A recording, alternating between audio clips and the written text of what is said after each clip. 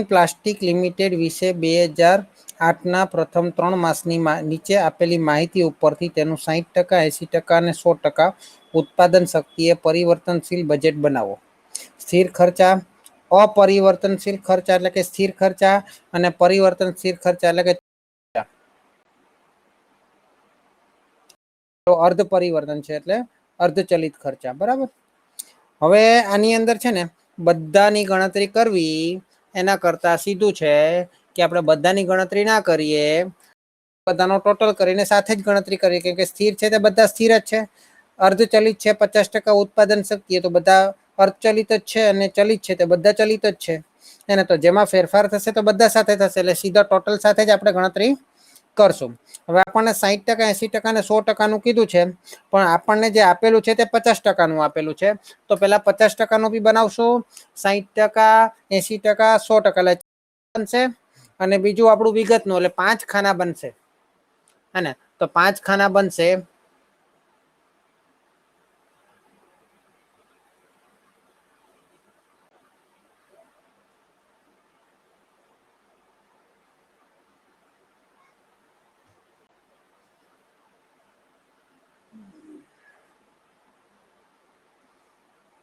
બરાબર. હવે પેલું વિગતનું,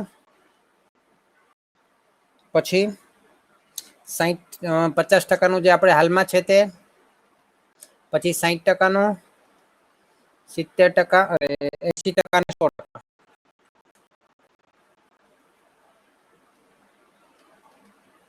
બરાબર છે. ચલો, તો સૌથી પહેલા સ્થિર ખર્ચ આપેલા છે, તો સ્થિર ખર્ચ લખી દઉં છું. સ્થિર ખર્ચમાં બધા નથી લખતો, બધાનો ટોટલ જ લખી દઉં છું. બરાબર છે. ટોટલ કેટલો આપેલો છે? 1,49,500. જેવું આપણે ટોટલમાં કરશું એવું જ બધા સાથે થશે. જેવું ટોટલમાં કરશું એવું જ બધાની અંદર થશે. એટલે હું ટોટલનું જ કામ કરું છું અત્યારે. કારણ કે આની અંદર આપણને એ રીતે વિગત આપેલી છે, તો આપણે સાથે ટોટલ પર કામ કરી શકીએ. 1,49,500. અર્ધચલિત ખર્ચા, અર્ધચલિત ખર્ચા 13,000. નહીં, સોરી, 89,500. 89,500. અને ચલિત ખર્ચા, 2,67,000. 2,67,000. હવે અર્ધચલિત ખર્ચા, તો આ તો આપણને 50%ની માહિતી આપેલી જ છે. બરાબર. હું બધું નથી કરતો, તમને શીખવવા માટે ખાલી ટોટલનો જ ઉપયોગ કરું છું. અર્ધ પરિવર્તનશીલ એટલે અર્ધચલિત ખર્ચા 40% અને 70% ઉત્પાદન શક્તિ વચ્ચે એક સરખો રહે છે. કેની વાત કરી છે? અર્ધચલિતની. તો પેલા મને આમાં 40 ને 70 લખ્યા, તો 40 ક્યાં આવશે? મને કોઈ કહેશે? 40 ને 70 કીધું છે, ઉપર આપણે 50, 60, 80 ને 100 લખ્યા છે, તો 40 ક્યાં આવે? 50 ની પહેલા આવે. અને 70 ક્યાં આવે? 60 અને 80 ની વચ્ચે આવે. સ્ક્રીન દેખાય છે ને? હેલો. ચલો, ત્યાર પછી 70 અને 85 ની ઉત્પાદ. 70 તો અહીંયા છે, 85 ક્યાં આવશે? 80 ની 100 ની વચ્ચે ક્યાંક 85 આવે. અને પછી 85 પછી 85 થી 100, એટલે 85 થી 100 તો છેલ્લા છે જ. બરાબર છે. તો શું કહે છે? અર્ધ પરિવર્તનશીલ ખર્ચા 40% અને 70% ઉત્પાદન શક્તિ વચ્ચે એક સરખો રહે છે. અર્ધચલિતમાં શું કહ્યું છે કે 40 ને 70 ની વચ્ચે એક સરખો રહે છે. એટલે 60 માં 60 ક્યાં આવે? 40 ને 70 ની વચ્ચે આવે. 60% છે ને? એ 40 ને 70 ની વચ્ચે જ આવે ને. 50% બી 40 અને 70 ની વચ્ચે આવે. તો 50 અને 60 માં સરખો રહેશે અર્ધચલિત ખર્ચો. એટલે હું 89,500 લખી શકું.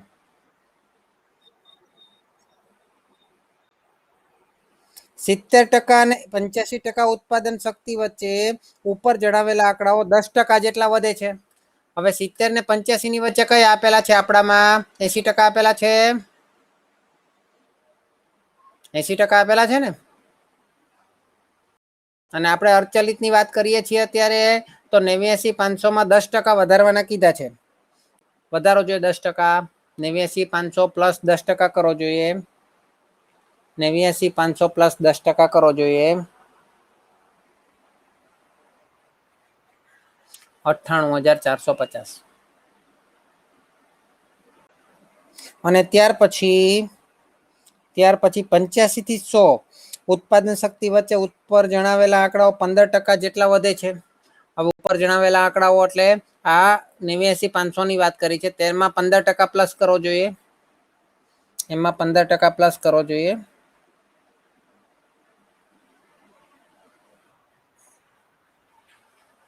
$1,02,925. ચલો ત્યાર પછી સ્થિર ખર્ચા ગમે તે ઉત્પાદન શક્તિ એક સરખું રહે છે. તો સ્થિર કયા છે? પહેલા 1,49,000. ગમે તે ઉત્પાદન શક્તિ બધામાં કેટલા બેઠા લખી દેવાના? બધામાં 1,49,500 લખી દેવાના. 1,49,500. બોલો યસ ઓર નો? વેચાણ 60%, ઉત્પાદન શક્તિ એ 5,10,000. વેચાણ 60%, ઉત્પાદન શક્તિ વેચાણ લખું છું. 60% ઉત્પાદન શક્તિ એ કેટલું કીધું છે? 5,10,000.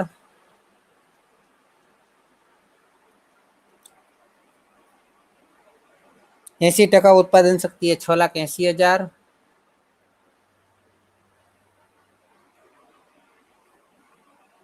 100% ઉત્પાદન શક્તિ 8,50,000 માનવામાં આવે છે.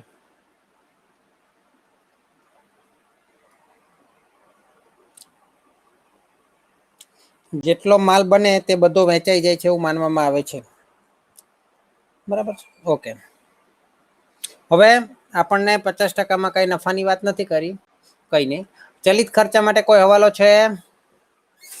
ચલિત ખર્ચા માટે કોઈ હવાલો છે? અચ્છા, એકમ દીઠ આપેલા છે. એકમો આપેલા છે.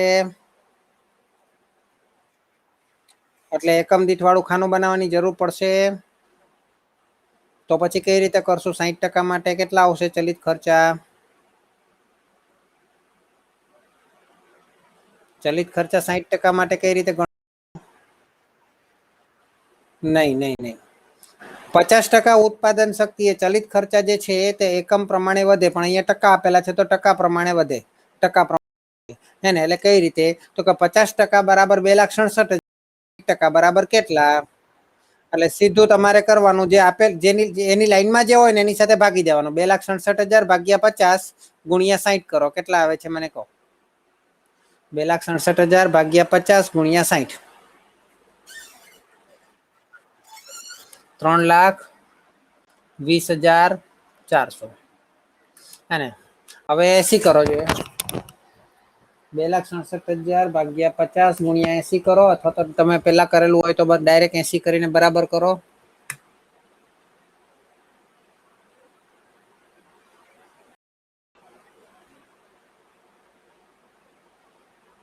2,67,000 50 ગુણ્યા 80 કેટલા આવે છે?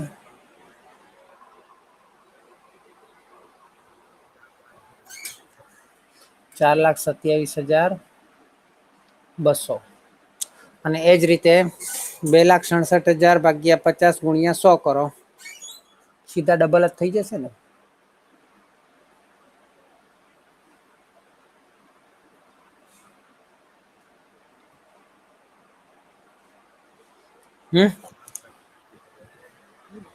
ચલો ત્યાર પછી આ બધા ખર્ચાના સરવાળાને શું કહીશું?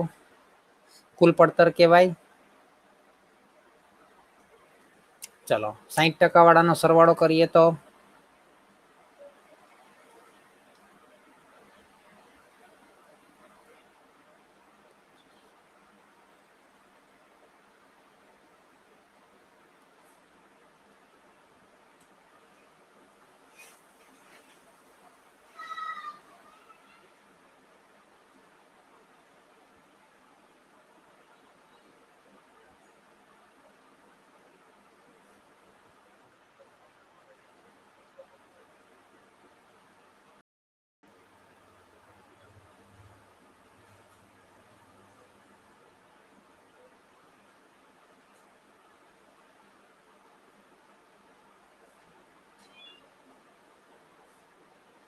ચલો હવે એમાં કેટલા ઉમેરીશું તો નફો વેચાણ મળશે? એટલે 5,10,000 અને 5,49,400 બાદ બાકી કરો જોઈએ.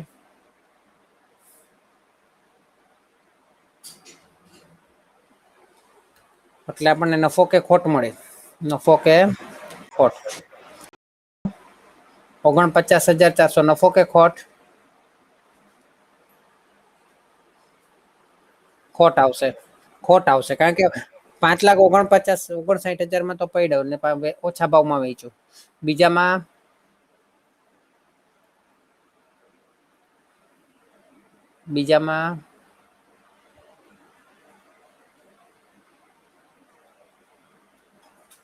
આવું કઈ આવે છે? 850 આવશે ને?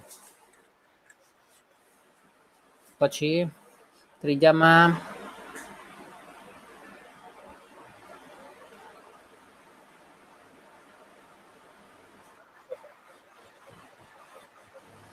નફો.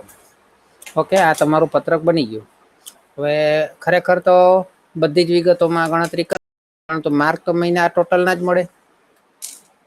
બરાબર છે. બુક ની અંદર બધી જ ગણતરી આપેલી છે. જુઓ તમે આ દાખલામાં સને 2010 ને લગતી નીચેની માહિતી તથા પ્રવર્તમાન ધારવામાં આવેલી પરિસ્થિતિની વિગત પરથી સને 2011 નું અંદાજપત્ર બનાવો. 2010 ના આંકડા આપેલા છે. 2011 ની ધારણા કરેલી છે. 2010 ના આંકડા જે ઓરિજિનલ આંકડા છે. હકીકતમાં જે વસ્તુ બની ગઈ છે એના આંકડા છે ને 2011 માટે આપણે એની ધારણા કરવાની છે. આવું આપણે એસવાયમાં તમે કરતા હશો હેને? સેકન્ડ યર ની અંદર આવા દાખલા આવતા હતા. ઓકે, તો આપણે જેમ કરીએ છીએ તેજ રીતે કરીએ. તો સૌથી પહેલા આપણે 10 અને 11 બે વસ્તુ કરવાની છે. એટલે બે આપણે ભાગ પાડી દઈએ અને એક વિગત નું એટલે 3 ખાના પાડી દઈએ. મુખ્ય 3 ખાના પાડી દઈએ.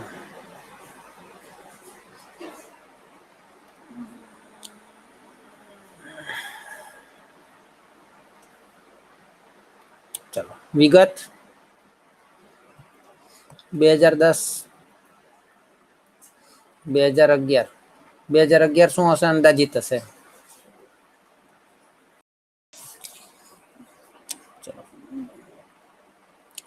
પેલું વેચાણ આપેલું છે. પછી કાચા માલ ને દરમયને બધું આપેલું છે. વેચાણ આપણે છેલ્લે લખવું હોય તો છેલ્લે લખીએ ને આમાં જેમ પેલા આપેલું છે એ રીતે કરવું હોય તો એ રીતે કરીએ. પણ મારા મત મુજબ આપણે છેલ્લે જ રાખશું. તો પેલા કાચા માલ ખર્ચાથી શરૂ કારણ કે વેચાણ તો આવક ગણાય ને. આપણે ખર્ચાથી શરૂ કરીએ તો કાચો માલ 1,00,000 આપેલું છે અને 40,000 એકમો આપેલા છે. એટલે અહીંયા ઉપર લખી દે 40,000 એકમો. એટલે કાચો માલ 1,00,000.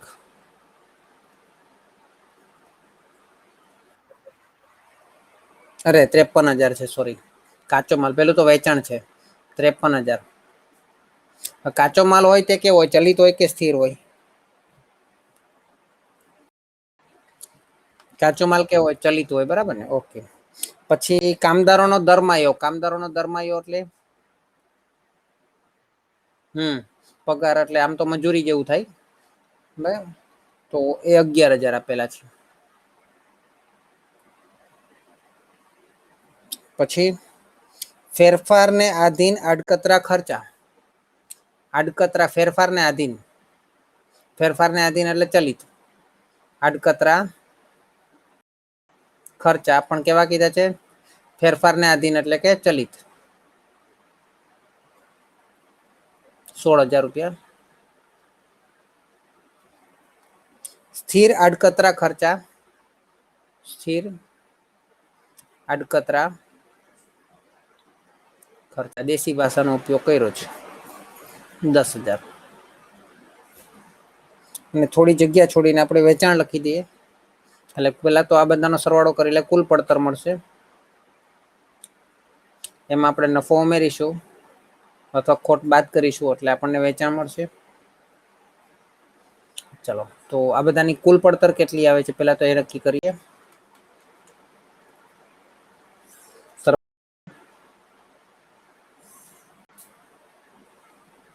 કુલ પડતર કેટલી આવે છે? 90,000 આવે છે. ચલો નફો કેટલો હશે કે અહીંયા વેચાણ તો 1 લાખ આપેલું છે આપણને, તો નફો કેટલો હશે? 10,000 હશે.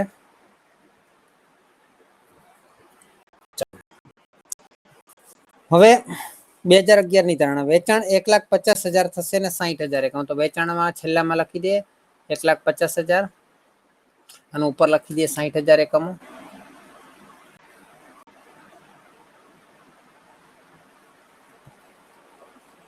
કાચો માલ કિંમતમાં 5% વધારો કીધો છે. તો પેલા તો 53,000 છે ને, 53,000 છે ને કાચા માલના, એ કેટલા એકમ માટે છે? 40,000 એકમ માટે. ને આપણને ખબર છે ચલિત છે. કેવા છે? કેવા છે? ચલિત છે, હે ને? તો આ ચલિત હોય એટલે ચલિતને આપણે હમણાં આગળના દાખલામાં કેમ ટકા સાથે ફેરફાર કર્યો કે 40% આટલા તો 60% કેટલા, એવું કરેલું આગળના દાખલામાં? અહીંયા 40% ની જગ્યાએ 40,000 એકમો છે, તો 40,000 એકમો હોય 53,000, તો 60,000 એકમો હોય કેટલા? પેલા તો એ શોધી કાઢો.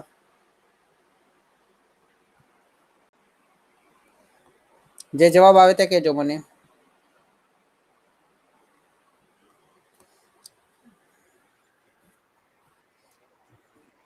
ઓકે, જે જવાબ આવ્યો તે રેવા દેજો કેલ્સીમાં.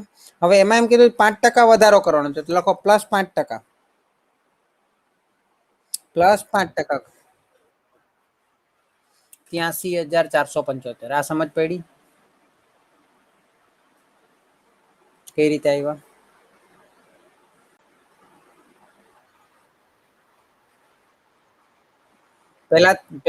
પેલા તો કન્વર્ટ કર્યા અને પછી જેટલો ફેરફાર કરવાનો કીધો, જેટલો ફેરફાર કીધો એ પ્રમાણે ફેરફાર કરવાનો.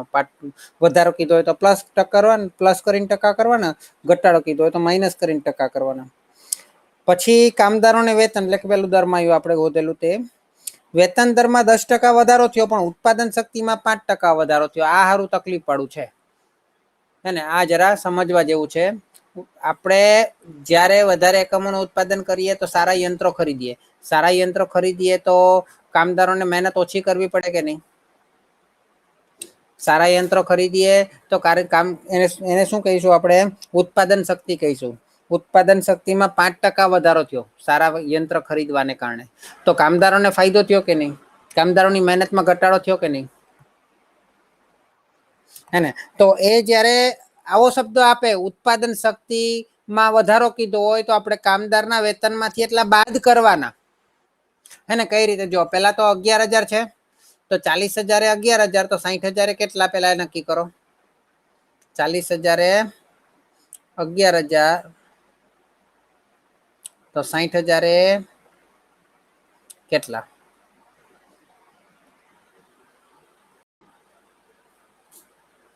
કેટલા આવે છે કેજો. જે આવે તે પોઈન્ટમાં આવે તો પોઈન્ટ. 3,500. હા, 16,500. હવે બરાબર છે. 16,500 છે, એમાં પાછો વધારો કરવાનો કીધો છે. વેતનમાં 10% નો વધારો, પ્લસ 10% બી કરી દો. પ્લસ 10% વધારે 18,150. એટલે આમ તો આટલા આવવા જોઈએ જો મશીનરીમાં ફેરફાર નહીં કર્યો હોય તો, હે ને? 18,150 જે છે, ધ્યાન આપજો. હવે સમજવા જેવું છે. એ ઉત્પાદન શક્તિમાં 5% વધારો કરવાને કારણે છે. એનો અર્થ એમ તો કામદારોને એટલી મહેનત ઘટી હશે, એટલે કામદારોને એટલું વેતન ઓછું આપવું પડશે. એટલે ઉત્પાદન શક્તિ 100% હતી પેલા, અને 5% વધારો થયો. એને કારણે 18,150 થયા. એટલે આ કે 18,150 કેટલી કામ કાર્યક્ષમતા છે? 105%. આ 18,150 છે, 105% મુજબની કાર્યક્ષમતા પ્રમાણે છે ને? અને માનો કે 5% વધારો નહીં થયો હતો, તો કામદારોને કેટલું વેતન મળવું જોઈતું હતું? 100% મુજબ. તો 105% એ 18,150, તો 100% એ કેટલા? આમાં ઊંધું કરવાનું છે. બહુ યાદ રાખવું પડે એવું છે આ ટોપિક. ક્યારેક જ પૂછાય છે. 105 એ 18,150, તો 100 એ કેટલા? 18,150 ભાગ્યા 105 કરો, ગુણ્યા 100 કરો.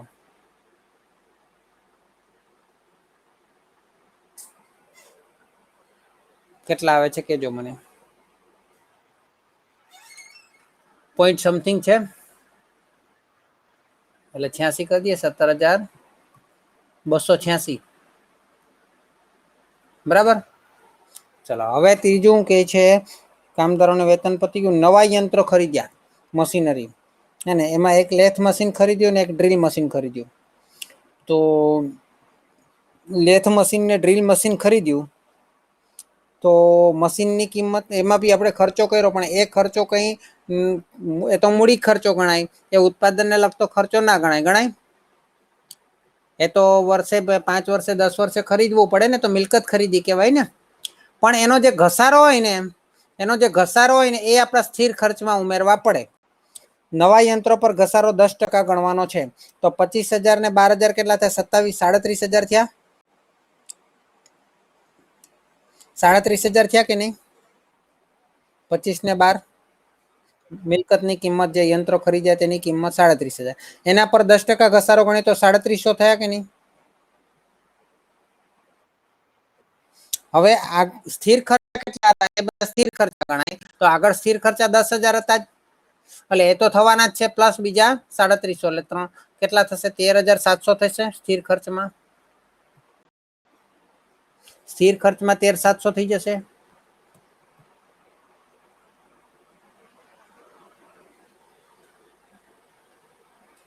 હમ 10,000 પ્લસ 37,000 પર 10% ઘસારો.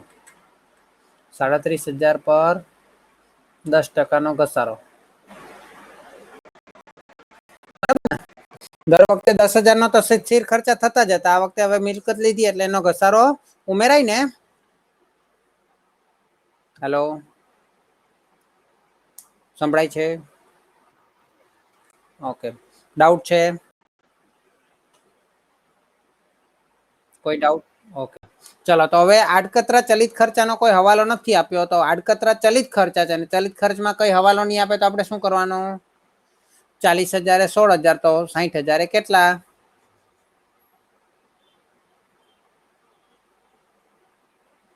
40,000 એ 16,000, તો 60,000 એ કેટલા?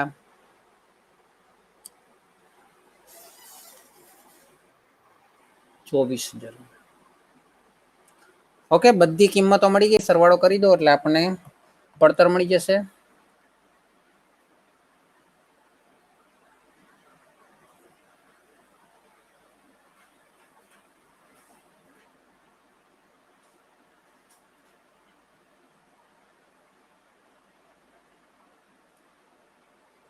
કેટલા આવે છે? 1,38,461 આવે છે.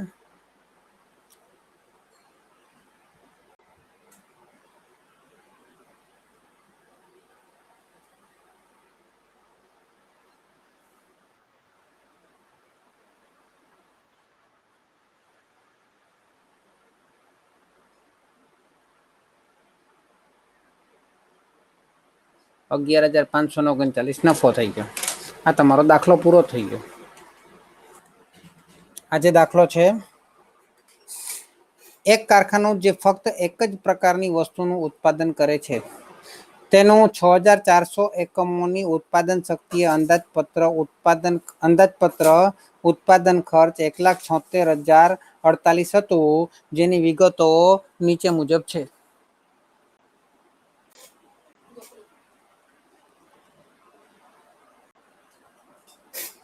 બરાબર. કંપની 3,200 અને 4,800 એકમોના ઉત્પાદનના લક્ષ્યાંકને પરિવર્તનશીલ અંદાજપત્ર બનાવવાનું નક્કી કરે છે. ખરેખર સૂચિત ઉત્પાદનનો જથ્થો કેટલો રહેશે તે બજેટની મુદત શરૂ થતા પહેલા હવે પછીની તારીખે નક્કી થશે. ઉત્પાદનની 50% અને 75% સપાટીએ પરિવર્તનશીલ અંદાજપત્ર બનાવો. તે ઉપરાંત એકમ દીઠ વેચાણ કિંમત જે હાલ 40 છે તે જ ચાલુ રાખવામાં આવે એમ માનીને ચોખ્ખા નફા પર તેની અસર જણાવો. સૌથી પહેલી વસ્તુ આપણને આપેલી છે 6,400 એકમોની ઉત્પાદન શક્તિએ અંદાજપત્ર આપેલું છે. બરાબર છે? એકમોની ઉત્પાદન શક્તિએ 6,400 એકમોની ઉત્પાદન શક્તિએ આપણને વસ્તુ આપેલી છે, માહિતી આપેલી છે. અને હવે 6,400 એકમ માટે આપણને કઈ કીધેલું છે? 3200 લક્ષ્યાંકના આધારે પરિણામ બનાવવાનો ખરીદ ઉત્પાદનનો જથ્થો બજેટની મુદત ઉત્પાદનની 50% અને 75% સપાટીએ. હા, એટલે આપણે ઉત્પાદન શક્તિ જે કુલ છે ને એ 100% બરાબર 6400 એકમો છે. અને આપણે બનાવવાનું છે કયું 50 ને 75, 50% એટલે કેટલા એકમો થશે? 3200 થશે. અને 75% બરાબર 4800 થશે. બરાબર. ચલો હવે આપણે આ 3 પ્રમાણે બનાવવાનું છે. તો 3 3 ને 1 4 એટલે એક વિગતનું ખાનું એટલે ટોટલ 4 ખાના બનશે. 4 કોલમ બનશે.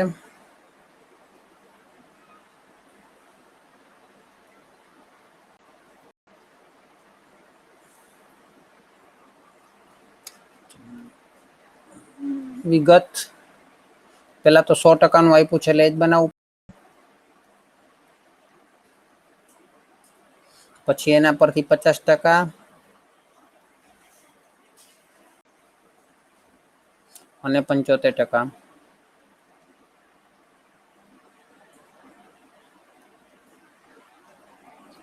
બરાબર છે. ચલો ત્યાર પછી હવે આપણે છે ને ક્રમ થોડો આગળ પાછળ કરી દઈએ. કારણ કે 100% છે તેનાથી નાનું 75% આવે ને એનાથી નાનું 50% આવે તો એવું લખીએ તો સારું પડે. 75% એટલે 4800 અને 50% 3200. ચલો પેલા છે સ્થિર ખર્ચા. સ્થિર ખર્ચ આપણને કોઈ જ ફેરફાર કીધો નથી આખા દાખલામાં. કોઈ ફેરફાર કીધો છે હવાલા જેવું? સ્થિર ખર્ચ ને ચલિત ખર્ચમાં આટલો ફેરફાર ને એવું કઈ જ કીધું નથી. એટલે સ્થિર ખર્ચા લખી દઈએ. સ્થિર ખર્ચા સ્થિર છેલ્લે પેલા ચલિત જ આપણે જેમ બનાવીએ છીએ ને એમ જ કરીએ. ચલિત પેલા લખી દઈએ. તો ચલિત ખર્ચા પ્રત્યક્ષ માલ સામાન ને મજૂરી પેલા લખાય ને. માલ સામાન મજૂરી. તો માલ સામાન ને મજૂરીના કેટલા છે? 49,280 અને 1,02,400. પછી પાવર સમારકામ ને પરચુરણ.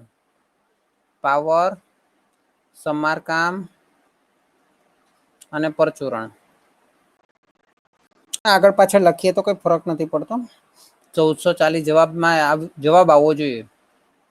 1440 છે. 1,440. પછી 1700 1,700 અને 540. ચલો ત્યાર પછી આ બધા ચલિત ખર્ચ આવી ગયા. હવે પ્લસ સ્થિર ખર્ચા ઉમેરી દઈએ. ચલિત ખર્ચાનો કુલ લખવો હોય તો કુલ ચલિત સરવાળો કરી દેવો હોય તો. એટલે એકી સાથે ટોટલની ગણતરી પરથી બી કામ થઈ શકે કરવું હોય તો. કે બીજા કોઈ હવાલ આપેલા નથી. બરાબર. પછી કુલ સ્થિર ખર્ચા એ તો એક જ વાર આપેલા છે. કેટલા છે? 20,688. એ બધાનો સરવાળો કરે એટલે આપણને કુલ પડતર મળે. અને કુલ પડતરમાં પછી નફો એડ વેચાણ મળે. પડતર પ્લસ નફો વેચાણ. વેચાણ કેટલી કિંમત રાખવાનું કીધું છે? 40. તો 6400 એકમો ગુણ્યા 40 કરો જોઈએ. 6400 એકમો ગુણ્યા 40 કરો જોઈએ. રોટલી ગરમા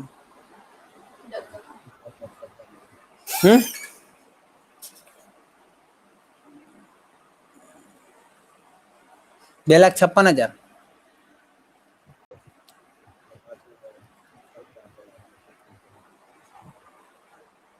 પાછળ આપેલા છે. વહીવટી વેચાણ વિતરણ ખર્ચા 3600 જ ચાલુ રહેશે. તો तो આપણે સ્થિર ખર્ચા લખ્યા છે ને, કઈ વાંધો નહીં, એ 2,56,000 લખી દેવા દો. આ સ્થિર ખર્ચા આપણે લખ્યા છે ને એની અંદર જ આપણે ઉમેરી દઈએ, એની નીચે લખી દઈએ વહીવટી વેચાણ અને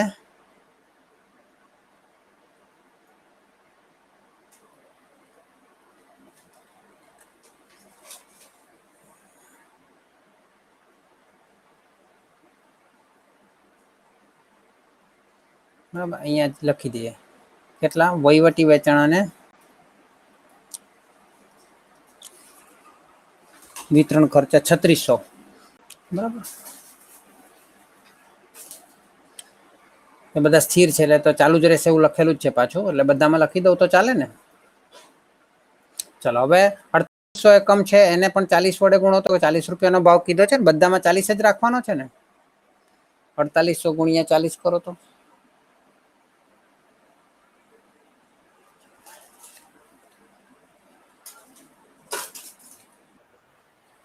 1,92,000 અને 3200 ગુણ્યા પણ 40 કરો તો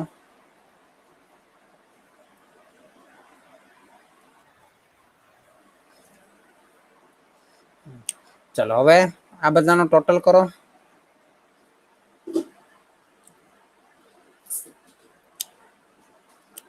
આ તો સ્થિર ખર્ચા છે એટલે તો બેઠા જ રહેશે ને 3 માં.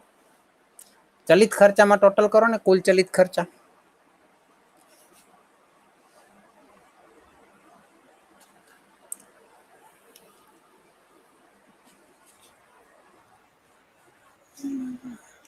₹1,55,360. હવે આ બધા જે ચલિત ખર્ચા છે ને, માલ સામાન, મજૂરી, પાવર, સમારકામ, પરચુરણ, બધાનું આપણે 75 અને 50 માટે શોધવું પડશે, હે ને. તો ડાયરેક્ટ તમે આ બધા 100% જ આપેલા છે, ડાયરેક્ટ એના 75% કરી દો તો પણ ચાલે, કરી દો તો પણ ચાલે. અત્યારે હું બધું નથી કરાવતો, હું ખાલી કુલ ચલિત ખર્ચા છે ને એના 75% કરો તો પણ ચાલશે. 1,55,360 ના 75% કરશો તો પણ જવાબ આવશે. પછી 100% 1,55,360 તો 75% કેટલા એમ કરશો તો પણ જ જવાબ આવશે. પછી 6400 એકમો 1,55,360 તો 4800 એકમો કેટલા, એ રીતે કરશો તો પણ જ જવાબ આવશે. 3 રીતે તમને જવાબ મળશે. બોલો કઈ રીતે કરવો છે? 1,55,360 ભાગ્યા 100 ગુણ્યા, હા આવી જ જાય ને. બોલો 1,55,360 ગુણ્યા 75% કેટલા આવે છે?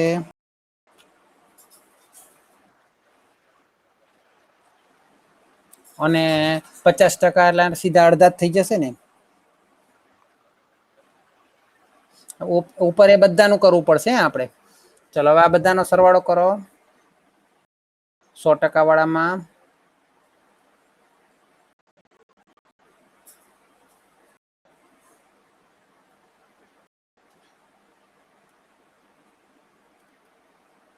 કેટલા આવે છે? 1,79,648.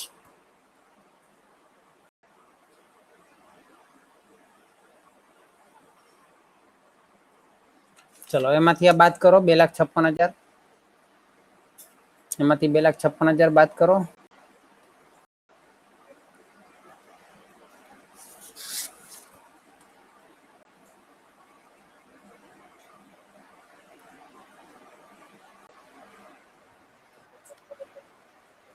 ₹76,352 પહેલામાં નફો. બીજામાં કેટલો આવશે? પેલા તો સરવાળો કરો 3 નો.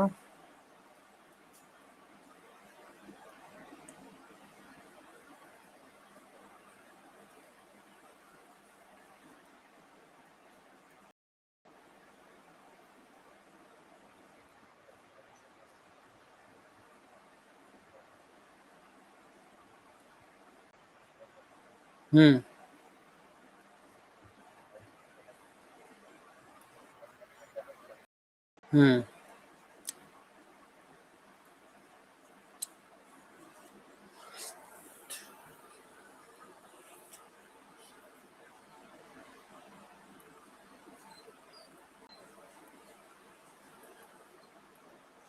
1,01,976 આવે છે.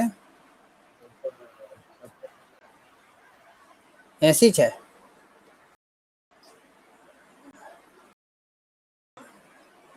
તો પછી અહીંયા 8 આવશે અને અહીંયા 6 આવશે.